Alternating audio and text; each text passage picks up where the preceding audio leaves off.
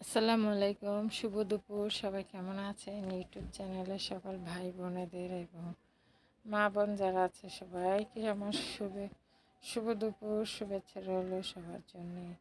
নিয়ে এলাম ছোট্ট একটা ডিমের রেসিপি। আমি যেভাবে রান্না করি মাঝে মাঝে সেটাই একটু দিলাম। আমি কোনো স্পেশালি রান্নাবান্না নিয়ে চ্যানেলে হাজির হই না। আমার রেগুলার রান্নাবান্নায় যেরকমের করি সেগুলো নিয়েই হাজির হই। তো একটু ডিমের কোরমা রান্না করব, তাই সেই ছোট্ট একটা ভিডিও। ভালো লাগলে সাবস্ক্রাইবার করবেন, শেয়ার কমেন্ট দিবেন এবং লাইক কমেন্ট করবেন। যাই হোক, কথা গুছিয়ে তো বলতে পারি না, প্রতিবারই ভুল হয়। সব কথায় ভুল ত্রুটি সবাই ক্ষমার চোখে দেখবেন, ভুল ধরিয়ে দেবেন। ভুল দিয়ে দেখেই সেগুলো শুধরানো সম্ভব, কারণ ভুল ধরিয়ে দিলেই ভুলকে শুধরানো যায়।